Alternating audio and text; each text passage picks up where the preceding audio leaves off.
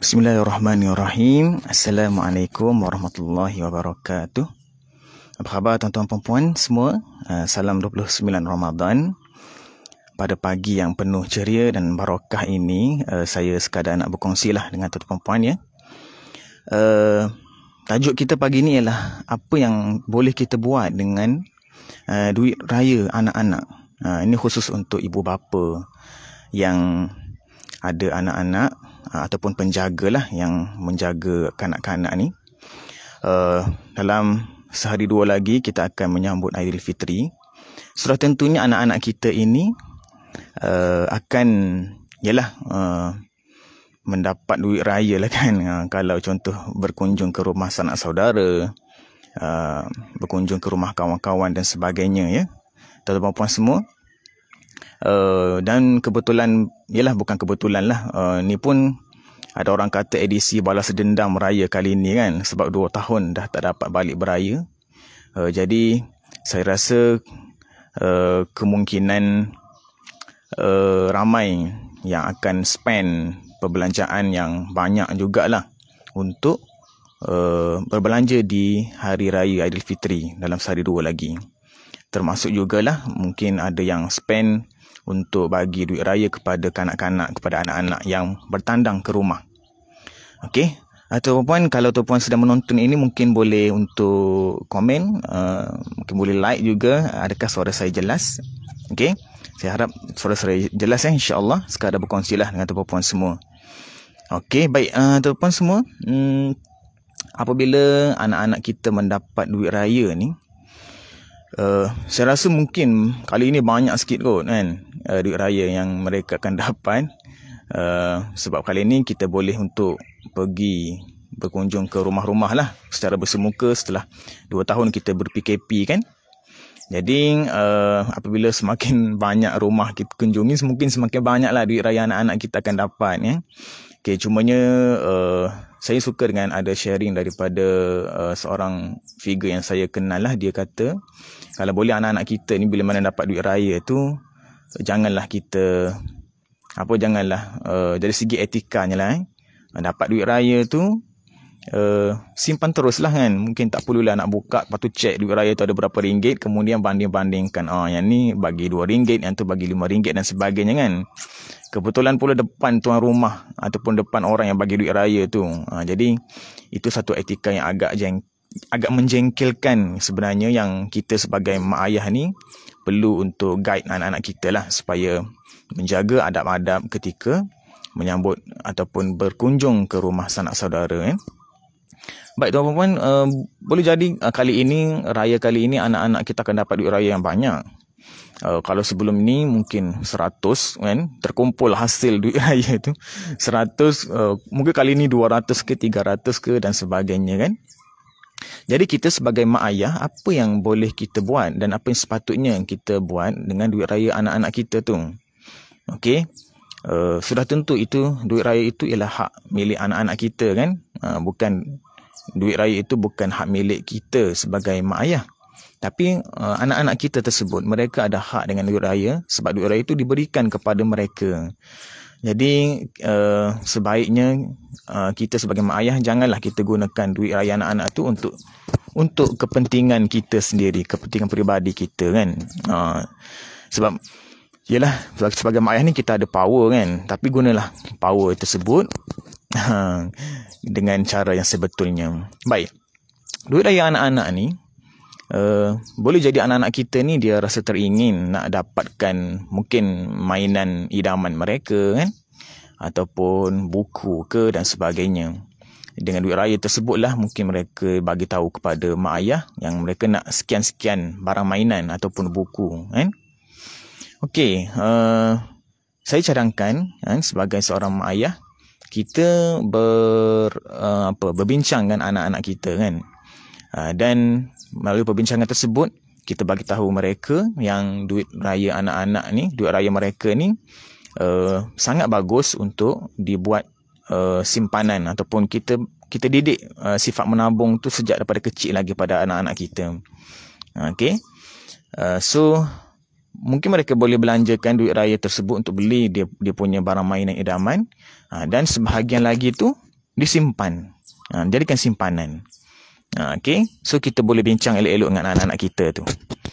Kalau boleh bincang terus anak-anak kita tu dengan semua duit raya tu jadikan simpanan tu lagi elok, lagi bagus tuan-tuan puan-puan semua, daripada kita beli barang mainan yang mungkin barang mainan tu dah banyak lah di rumah kita kan. Boleh bincang dengan anak. Ada setengah anak-anak dia memang telah ada mentaliti nak menabung sejak awal kan, sebab mungkin mak ayah dia dah didik menabung. So untuk anak-anak macam ni kita boleh terus suggest kepada mereka, okey adik, duit adik ni nanti nanti umi abah akan masukkan dalam bank sebagai contoh kan, dalam tabung haji. Kalau mereka setuju, okey, alhamdulillah, kita terus jadikan sebagai simpanan. Okey. Baik, tuan-tuan puan semua, cumanya saya nak share pada tuan-tuan puan, apabila dengan duit raya tersebut kita jadikan sebagai simpanan. Okey, cumanya di manakah tempat untuk kita membuat simpanan duit raya anak-anak kita ni? Itu yang fokus saya pada pagi ni. Okey, cadangan saya ialah yang pertama, bagi anak-anak yang belum ada akaun tabung haji sebagai contoh kan. Kalau anak-anak di Malaysia ni yang khususnya yang Muslim, yang beragama Islam, okey, antara asas mula-mula kewangan yang kita boleh untuk buat kepada anak-anak kita ni ialah apabila mereka start sahaja, apabila mereka dilahirkan. Apabila mereka dilahirkan kan, kita sebagai mak ayah ni terus buka akaun tabung haji sejak daripada baby lagi, tuan-tuan perempuan semua. Okey, sejak pada baby lagi. Jadi kita mulakan dengan akaun tabung haji, dan di situlah tuan-tuan perempuan semua cadangan saya untuk kita masukkan setiap kali duit raya anak-anak kita dapat setiap tahun, kita masukkan duit raya anak-anak kita tu ke dalam akaun tabung haji. Yang macam tu. Okey. Akaun tabung haji ni tuan-tuan perempuan semua kita masukkan sehinggalah kalau tak silap saya apabila mencapai amount RM1,300 kan, maka anak-anak kita tersebut boleh untuk didaftarkan sebagai boleh didaftarkan untuk mengerjakan haji. Kalau tuan-tuan puan yang ada pendapatan lebih kan, yang berpendapatan tinggi, yang mungkin menonton live ini, tuan-tuan puan mungkin apabila mereka lahir ini terus boleh masukkan 1,300 dan terus daftarkan anak-anak kita tu untuk mengerjakan haji. Dan pihak tabung haji akan keluarkanlah pada tahun bila anak kita tersebut boleh untuk menunaikan haji kan. Okey. So cadangan saya, simpan dalam akaun tabung haji sebanyak sampailah mencapai amount 1,300. Itu mula-mula. Baik, apabila dah capai amount 1,300, apabila dah daftar tabung haji kan, daftar untuk mengerjakan haji, okey, kemudian di situlah cadangan saya, tuan-tuan perempuan mungkin boleh untuk diversify ataupun pelbagaikan instrumen simpanan anak-anak kita tersebut. Dan cadangan saya ialah tuan-tuan perempuan juga boleh untuk membuka akaun simpanan emas kepada anak-anak kita. Okey, akaun simpanan emas. Iaitu cadangan saya ialah di public gold, di mana dengan public gold ini kita boleh daftarkan anak-anak kita dengan minimum simpanan pada awalnya dengan RM100 sahaja. Okey, RM100. Dan RM100 itu bukan kos daftar akaun, tapi RM100 itu ialah terus anak-anak kita dapat emas cuma dalam bentuk akaun. Okey. Kalau tuan-tuan puan ada bajet lebih sikit, boleh untuk daftarkan 1 gram terus kepada anak-anak kita. Tuan-tuan puan boleh cek website Public Gold, berapakah harga 1 gram dalam akaun JAP pada pagi hari inilah, contohlah kan. Kalau semalam, kalau tak salah saya, dalam 283. Sekarang dalam saya dua ni dalam 283, 284 1 gram, tuan-tuan puan semua. Okey. Okey, dan saya cadangan saya bagi anak-anak yang dah dapat yang dah ada akaun tabung haji, dah capai amount 1,300. Okey, contoh kalau anak-anak kita raya tahun ni dapat RM300 kan, RM300 dia punya duit raya. So cadangan saya kita bagi dua. Okey, mungkin 100.5 di tabung haji, mungkin 100.5 di akaun simpanan emas. Dan begitulah setiap tahun kita buat, tuan-tuan puan semua. Okey. Mungkin ada tuan-tuan puan di sini yang yang mungkin ada plan untuk ASB ataupun simpanan-simpanan lain. Itu tak ada masalah tuan-tuan semua, kan? Dengan kata lain, saya tidaklah mengatakan simpanan anak-anak kita ni bergantung pada akaun emas mata-mata, tidak. Sebab tu saya bagi tahu tadi, kita mulakan dengan akaun tabung haji dulu sebagai asasnya, tuan-tuan puan semua. Okey. Dan boleh untuk dibuat akaun tabung di public gold. Akaun emas ni dia tak ada komitmen bulanan, tuan-tuan puan semua. Tak ada charge kalau tak sempat, tak ada bajet, kan, tak menabung, kemudian kita risau takut ada charge bila kita tidak membuat simpanan. Di public gold ni tak ada, tuan-puan. Ada bajet lebih sikit, anak-anak kita dah dapat pemberian orang ramai dan sebagainya, maka ketika itulah kita masukkan dalam tabung dalam akaun simpanan emas public gold. Okey. Ni Tuan Syahbudin Saad ada komen, betul, secara tidak langsung boleh mendidik anak-anak untuk belajar menyimpan. Terima kasih. Tuan Syahbudin Saad ni ialah kenalan saya yang saya hormati, Prof, kan. Bila lah kita nak jumpa, kan, Abang Syahbudin? InsyaAllah, kita rancang nanti. Okey, tuan-tuan puan, kita bermula pada awal, tuan-puan. Kita bermula pada awal, sejak anak-anak kita umur 1 tahun, 2 tahun, kan. Kita kena start pada awal. Dan sedikit lagi tentang akaun simpanan emas ini, kita boleh untuk letakkan matlamat, kan. Simpanan emas kita tu untuk anak-anak kita tu untuk nak capai untuk apa, tuan-tuan semua? Mungkin untuk simpanan pendidikan suatu masa nanti. Okey, anak kita dah besar nanti. Sebab ada, saya kenal tuan-tuan puan, ya. Ada yang saya kenal ramai yang berjaya untuk membuat simpanan emas pada anak-anak ni. Mereka dapat apabila anak-anak mereka dah besar, kan, dah masuk U pun, mereka tak perlu untuk membuat pinjaman PTPTN. Dan mereka menggunakan simpanan emas anak-anak mereka tu untuk tujuan pendidikan. So anak-anak mereka ni dah terlepas dah daripada hutang PTPTN, kan. Sebab ramai mahasiswa hari ni keluar daripada universiti, tamat pengajian, dan belum dapat kerja, dah menanggung beban hutang pendidikan.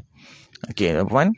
Dan saya pun ada kenal mahasiswa yang pernah saya ajar, yang pernah saya didik lah, kan. Saya ada kelas di sebuah universiti tempatan ni. Apabila saya kita bersembang santai dengan anak-anak muda ni, ada seorang tu tak ada, tuan-puan, tak ada akaun simpanan pun. Apabila saya menawarkan akaun simpanan emas public gold ni, saya tanyalah, dia ada tak dia ni membuat simpanan, kan, sebagai contoh, kan.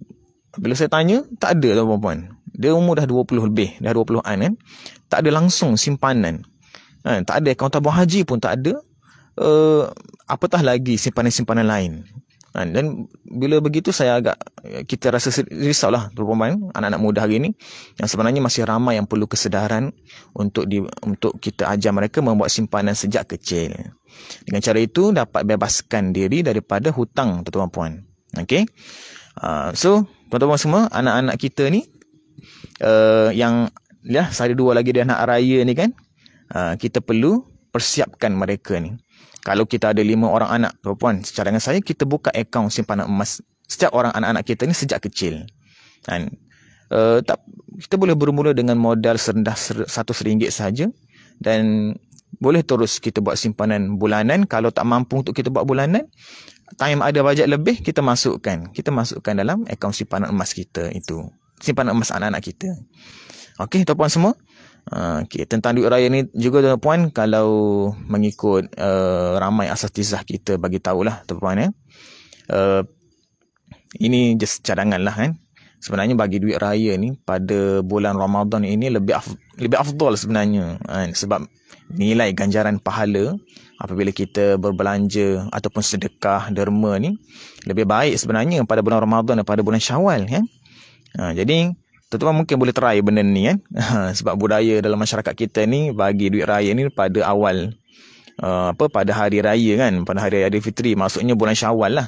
Tapi apa kata kali ni kita ubah sedikit pendekatan, ya, supaya kita biasakan yang betul dan betulkan yang biasa, tuan-puan. Kita bagi duit raya kepada anak-anak dan sebagainya pada bulan Ramadan. Mungkin esok, kan. Mungkin esok ni kita bagi kepada anak-anak kita.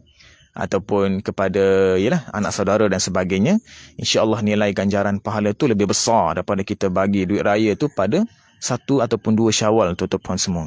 Okey. Tuan Syahbudin lagi komen, insya-Allah tidak rugi menyimpan melabur dalam emas. Terima kasih Nik Kamal kerana berkongsi ilmu. Terima kasih Tuan Syahbudin ya. Okey tuan-tuan semua, saya kira sekadar itu saja pada pagi ini. Saya doakan tuan-tuan yang menonton ini dirahmati dan diberkati oleh Allah Subhanahu Wa Taala. Saya akan masukkan info maklumat detail tentang simpanan emas anak-anak kita di Public Gold ini di ruangan komen.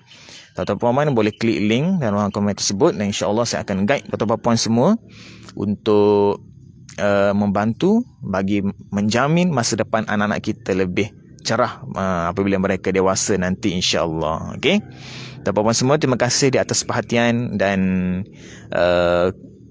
kepada tontonan tuan-tuan semua. Mudah-mudahan kita jumpa dalam siaran video FB Live pada masa akan datang. Terima kasih semua.